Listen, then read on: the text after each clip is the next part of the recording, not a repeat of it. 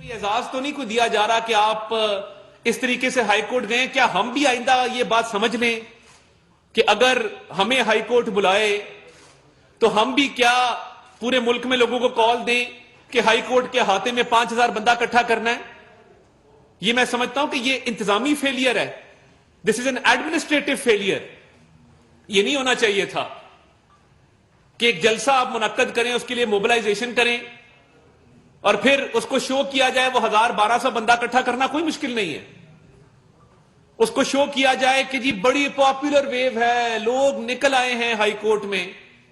خدا خوفی کریں, کوئی ہوش کے ناخن لیں. آپ کو بیل کے لیے بلایا گیا تھا اور ایک جعل سازی کے مقدمے میں بلایا گیا تھا, اس پہ بھی میں آتا ہوں. یہ جو جلسہ کیا گیا ہائی کورٹ میں صرف سٹیج کی, مائک کی اور بینرز کی کمی تھی, باقی پورا جلسہ تھا. کر لیں. 6 دن موبلائزیشن کر کے 1200 بندہ اکٹھا کر کے کیا ثابت کرنا چاہتے ہیں؟ کہ آپ بزدل ہیں, آپ ڈرپوک ہیں, آپ گرفتاری سے ڈرتے ہیں, آپ کی چیخیں نکلتی ہیں, آپ کے رونے نکلتے ہیں اس بات سے. اب جب دوسرے جج صاحب طارق سلیم شیخ صاحب نے پوچھا کہ آپ کے وکالت نامے پہ دستخط اور ہیں, درخواست پہ دستخط اور ہیں, تو کہا کہ یہ میں نے نہیں کیے. جعل سازی کی ہوئی تھی نا, فون پہ کہہ دیا تھا کہ میرے سائن کر دینا.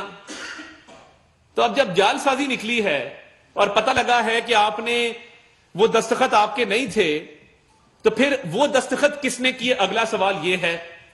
وہ دستخط کیے جناب اظہر صدیق ایڈوکیٹ صاحب نے.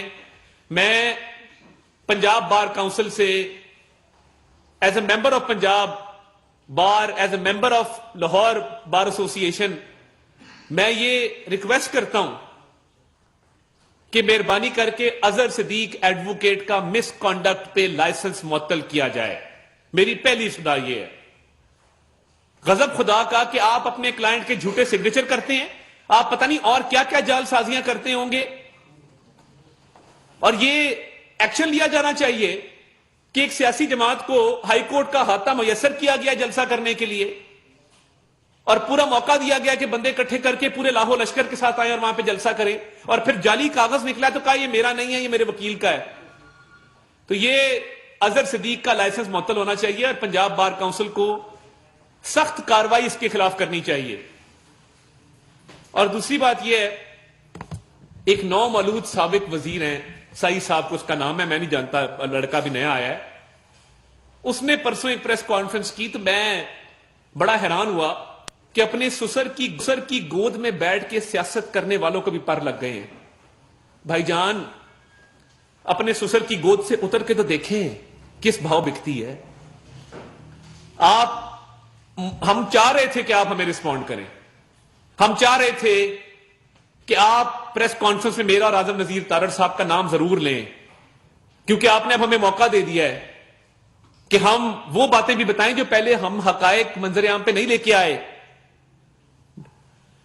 پہلا سوال میرا اس نو مولود وزیر سے جو اپنے سسر چیف جسٹس کی گود سے اتر کے سیاست اس کو آتی نہیں کرنی, اس سے میں یہ پوچھوں گا کہ جب آپ کا بائی الیکشن تھا کیا آپ نے اپنے سسر سے ہمیں میسیجز نہیں بھجوائے کہ نون لیگ آپ پہ ہاتھ ہولا رکھے؟ کیا ہمارے ایک سینئر وزیر کو یہ میسج نہیں گیا کہ میری بیٹی آپ کی کچھ نہیں لگتی؟ پہلا سوال. اب آپ نے کیونکہ یہ ڈیبیٹ چھیڑ دی ہے تو ہم اب حق بجانب ہیں کہ ہم کھل کے آپ سے اب سوالات کریں گے. اور چھوٹے سائی صاحب, شیشے کے گھر میں بیٹھ کے دوسروں کو پتھر نہیں مارے جاتے, اور اسپیشلی جس پوزیشن میں آپ ہیں کہ آپ اپنے فادر لا کے پیچھے چھپ کے ان کی گود میں بیٹھ کے سیاست کرتے ہیں. ہم نے تو سڑکوں پہ دھکے کھائے ہیں, ہم نے تو 15 سال اپنی زندگی کے وقف کیے ہیں, مشکل اچھے برے دور آتے رہے ہیں, ہم نے کبھی پارٹی نہیں چھوڑی, ہم نے کبھی راہ فرار اختیار نہیں کی. آپ اپنے والد صاحب کا ذکر کر رہے تھے کہ میرے والد 79 میں وزیر تھے. یہ بھی بتائیں کہ آپ کے والد نے پیپلز پارٹی, نون, کاف, میم, جیم, لام سب پارٹیاں اپنائی ہیں. آج تحریک انصاف میں بیٹھے بتائیں نا, کیوں نہیں بتاتے؟ شیخ رشید نے اتنی پارٹیاں تبدیل نہیں کی اور فواد چودھری نے جتنی آپ کے والد نے کی ہیں. والد کا آپ نام اس طرح لے رہے ہیں کہ آپ کو وزیر والد کی وجہ سے بنایا گیا ہے. پورا جہان جانتا ہے تحریک انصاف میں آپ کو مرشد کیوں کہا جاتا تھا, اور آپ نے کیا وعدے عمران خان کو کیے تھے کہ جب تک میں وزیر ہوں لاہور ہائی کورٹ سے کوئی آرڈر آپ کے خلاف نہیں آئے گا. یہ وعدہ کیا تھا کہ نہیں کیا تھا؟ اور آپ دوسروں پہ الزام دھرتے ہیں بتا دیں یہ سوالات ہیں میرے. پہلا سوال تو میں نے آپ کو کیا ہے نا کہ آپ کے سسر نے, چیف جسٹس صاحب نے, لاہور ہائی کورٹ نے کیا ہمیں پیغامات نہیں بھجوائے کہ میرے سسر پہ ہاتھ نہ رکھیں؟ نمبر 1. آپ کی کیمپین میں وہ شریک نہیں رہے؟ کیا ڈی سی اور ڈی پی او کی انہوں نے سرزنش نہیں کی؟ ڈپٹی کمشنر اور سی پی او فیصل آباد کی سرزنش نہیں کی؟ فیصل آباد کی ڈیولپمنٹ سکیموں کے کیس نہیں لگائے لاہور ہائی کورٹ میں؟ آپ پریس کانفرنس کرتے ہیں میں 4 کروں گا, آپ 1 کریں گے میں 4 کروں گا, آئیں. ہمارے پاس تو ایسا مواد ہے وہ ختم ہی نہیں ہونے والا. اور پھر اس کے بعد کیا آپ کے سرکاری گھر میں جو وزیر کو گھر الاٹ ہوتا ہے اس میں جج صاحبان کو کھانے پہ مدعو نہیں کیا گیا؟ کیا سوچا جا سکتا ہے کہ اس دور میں ایک پی ٹی آئی کے وزیر کے گھر میں 20 سے زیادہ جج شریک ہوں کھانے پہ؟ کسی نے, کیا چیف جسٹس پاکستان نے اس کا نوٹس لیا؟ کیا کسی اور نے اس کا نوٹس لیا کہ بطور وزیر آپ کے گھر کھانے پہ 20 سے زائد سٹنگ جج کیوں شریک ہوئے اور کس حیثیت سے ہوئے؟ آپ کہتے ہیں کہ میرے سسر نے ان کو نہیں بلایا. ہاں نہیں بلایا, آپ کی اہلیہ نے ان کو بلایا چیف جسٹس کی بیٹی کے طور پہ. کھانا پرائیویٹ لوکیشن پہ ہو سکتا تھا, کہیں کچھ نارمز ہوتے ہیں, کچھ ٹریڈیشنز ہوتے ہیں. آپ سٹنگ وزیر ہیں, آپ کے گھر جج کیوں آئے کھانے کے اوپر؟ کیونکہ آپ کے سسر نے کمانڈ انویٹیشن بھجوایا اپنی بیٹی کے ذریعے. میں آج مجبور ہو کے یہ باتیں کروں کیونکہ آپ نے ہمارے پہ ایک زبانی حملہ کیا, تو ہم اپنا دفاع کرنا بھی جانتے ہیں اور منہ توڑ جواب دینا بھی جانتے ہیں. جناب چھوٹے سائی صاحب, یہ باتوں کا جواب آپ کو دینا ہوگا کہ آپ جو اپنے سسر کے بلبوتے پہ سیاست کر رہے ہیں اور یہ سارے معاملات آپ نے مینج اور ہینڈل کیے اور آپ کو پی ٹی آئی میں مرشد کا درجہ ملا ہے. آپ تو پہلی دفعہ الیکٹ ہو کے آئے تھے, آپ نوعمر تھے, آپ کو وزیروں کی پہلی صف میں کس نے بٹھایا؟ کیا اس میں اس بات کا کوئی, آپ خدا کی قسم کھا کے کہہ دیں کہ آپ کے سسر کے چیف جسٹس ہونے کا اس میں کوئی عمل دخل نہیں ہے؟ میں آپ کے گھر آ کے آپ سے معافی مانگ لوں گا. غضب خدا کا, اللہ تعالیٰ نے عزت دی ہے, چیف جسٹس بنایا آپ کے سسر کو, ان کی چیف ججی الگ رکھیں, اپنا پالیٹکس الگ رکھیں. اور آج کے بعد آپ نے میرا یا اعظم نذیر تارڑ کا نام دیا تو میں گھر تک چھوڑ کے آؤں گا آپ کو, خاطر جمع رکھیں. عجیب نظام ہے. ابھی شاہد خاقان عباسی صاحب کے وارنٹ جاری ہو گئے ہیں. ایک طرف وہ لاڈلا ہے جس کو 6 دن مہلت دی جاتی ہے, آپ پرسوں آ جائیں, آپ شام کو آ جائیں, آپ صبح آ جائیں, آپ رات کو آ جائیں. یہ ایک عجیب منطق ہے. وہ بیل کروانے آ رہا ہے, وہ کوئی وہاں پہ کوئی اعزاز لینے نہیں آ رہا. کیا عمران خان اور شاہد خاقان عباسی کو ایک معیار پہ رکھا گیا ہے؟ احتساب عدالت کے رستے میں تھے, اسلام آباد میں سرینا ہوٹل کراس کیا تھا, عدالت ہی جا رہے تھے, بھاگے نہیں ہیں. 1999 میں بھی جیل کاٹی ہے, ابھی بھی جیل کاٹی ہے, اور جیل میں ایک دن نہیں گھبرائے, کبھی اف نہیں کیا. اب اگر عدالت جا رہے ہیں اور تاخیر ہو گئی ہے تو کیا انتظار نہیں کیا جا سکتا تھا؟ کیا پیغام نہیں بھجوایا جا سکتا تھا؟ اور یہ کون سا کیس ہے کرپشن کا؟ اس سے بڑے کیسز عمران خان پہ ہیں جس کو پوری مہلت دی جاتی ہے, پورا موقع دیا جاتا ہے, جس کے لیے عدالتیں صبح شام دوپہر لگائی جاتی ہیں جس طرح کوئی دوائی کی ڈوز ہوتی ہے. عدالت لگ رہی ہے جی, صبح دوپہر شام آپ آ جائیں, آپ کا انتظار ہے, اب اندر آ جائیں, اب باہر چلے جائیں. اور ضمانت کس کیس میں؟ ایک دہشت گردی کا مقدمہ ہے, فارن فنڈنگ کا ایک مقدمہ ہے, وہ بھی کل فیصلہ ہو جائے گا. اور اس کے ساتھ ساتھ میں یہ کہنا چاہتا ہوں کہ یہ دورہ عدل کا نظام نہیں چلے گا.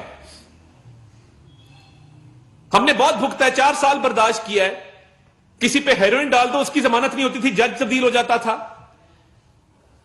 کسی کو منی لانڈرنگ کا جھوٹا الزام لگا کے بند کر دو, کسی پر بغاوت ڈال دو, تو تب عدل کا نظام اور تھا. آج عدل کا نظام اور ہے کیونکہ یہ لاڈلا ہے, اس کے ہاتھ بہت لمبے ہیں. اور کیوں دیکھیں, بات یہ ہے, اگر قاضی فائز عیسیٰ صاحب عمران خان کے کیس نہیں سنتے تو کیا یہ زیب دیتا ہے کہ وہ جج صاحب جن کی پرویز الہی کے ساتھ آڈیو آئی ہے وہ ہمارے کیس سنیں؟ اور کیوں سنیں؟ میں پچھلے 3 دن سے چیخ کے کہہ رہا ہوں, اس آڈیو کی جو بھی ویراسٹی ہے, جو بھی حقیقت ہے, آپ کو یا مجھے یہ آفر کوئی دے دے کہ لاہور کینٹ, مین کینٹ میں 4 کنال کا گھر 10 کروڑ کا ہمیں آفر کرتے ہیں آپ. بڑا اچھا کاروبار ہے یہ تو, کہ 4 کنال کا گھر 10 کروڑ میں مل رہا ہے. 2.5 کروڑ کنال کینٹ میں ملتا ہے. ہمیں بھی یہ آفر لگا دیں, ہم بھی خرید سکتے ہیں. اور مزے کی بات یہ ہے کہ ایسا ہی ہے کہ یہ گھر کل سولنگی صاحب نے خریدا, آج میں ان سے خرید لوں. تو سولنگی صاحب نے ایک دن کے لیے کیوں خریدا ہے؟ اور یہ ایک دن کی لیئرنگ کا کیا مقصد تھا؟ کاغذات سامنے ہیں, ریکارڈ سامنے ہے, کوئی پوچھنے والا نہیں ہے. کلیئر کیا جا رہا ہے کہ جی نہیں کوئی بات ہی نہیں ہے. جواب تو دینا آ کے. ایک کرپٹ سی سی پی او جس کا نام غلام محمود ڈوگر ہے, اس کے خلاف انکوائری رپورٹس آن ریکارڈ ہیں. اس کے تحفظ کے لیے بھی عدالت لگتی ہے. تو یہ دورہ دل کا نظام کیوں ہے؟ کیا عدالتیں صرف پی ایم ایل این کو وکٹمائز کرنے کے لیے رہ گئی ہیں؟ اور یہ چند جج صاحبان ہیں جنہوں نے پورے عدالتی نظام پر سوالیہ نشان لگا دیا ہے, جنہوں نے اس مقدس ادارے پر داغ لگائے ہیں. ان جج صاحبان کا کیا قصور ہے جو حق حلال کی روٹی روزی کماتے ہیں, جو تنخواہ میں گزارا کرتے ہیں, اپنے بچوں کا پیٹ پالتے ہیں, پورا دن عدل و انصاف کرتے ہیں. آپ کی وجہ سے ادارہ بھی بدنام ہو رہا ہے, وہ لوگ بھی بدنام ہو رہے ہیں کیونکہ آپ کے کرتوت ایسے ہیں. تو شاید خاقان عباسی صاحب کے وارنٹ جاری کیے کرتے نا عمران خان کے, ہمت کرتے کہ یہ نہیں آ رہا, ہم اس کے وارنٹ کینسل کرتے ہیں, اس کی ضمانت کینسل کرتے ہیں, اس کے وارنٹ جاری کرتے ہیں اریسٹ کے. اس کے لیے اور میں آ رہا ہے, شاید عباسی کے لیے اور میں آ رہا ہے. فواد صاحب کہتے ہیں عدالت نے غلطی کی کہ عمران خان صاحب کو بلایا. غلطیاں آپ لوگوں نے کی ہیں اور خمیازہ بھگتنا پڑے گا. آپ نے روایت ڈال دی ہے کہ آئندہ کوئی ہائی کورٹ جائے گا تو پورا جلسہ کرے گا. توشہ خانہ کا ٹرائل آج فرد جرم عائد ہوئی ہے, ہونی تھی آج.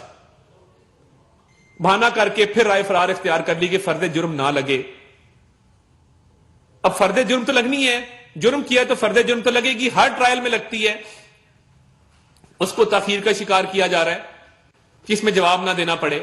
اب آپ اپنے دونوں پیروں پہ چل کے, بساکھیوں کے بغیر, ویل چیئر کے بغیر, سہارے کے بغیر چل کے جب عدالت میں آ گئے ہیں تو باقی کیسز کا آپ کو سامنا کرنا پڑے گا. اب ایکس رے کے پیچھے, سکین کے پیچھے نہیں چھپا جا سکتا. جواب دینا ہوگا کہ اربوں روپے کے ڈاکے کیوں ڈالے ہیں توشہ خانہ میں. جواب دینا ہوگا ٹیرین جیٹ وائٹ کیس میں. اس سے راہ فرار نہیں اختیار کی جا سکتی.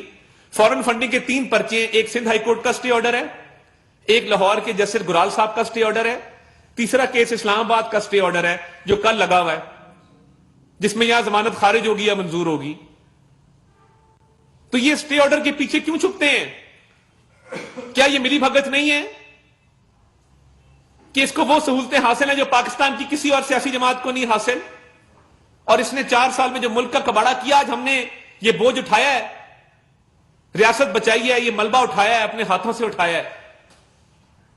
اور وہ لاڈلا ایسا ہے کہ سب کچھ تباہ کر کے, برباد کر کے, وہ اس ملبے پہ کھڑا ہو کے اس ملبے کو بھی آگ لگانے کی کوشش کر رہا ہے. یہ ایسا بدبخت آدمی ہے. تو اس ملک میں دورہ نظام عدل نہیں چلے گا. پہلے اور بھی ساکھیاں استعمال کرتے رہے, یہ عدلیہ کے کندھے پہ رکھ کے اپنی سیاست کر رہے ہیں. اسلام آباد میں وزیر اعظم کے موقع خصوصی عطا تارڑ نیوز کانفرنس کر رہے ہیں.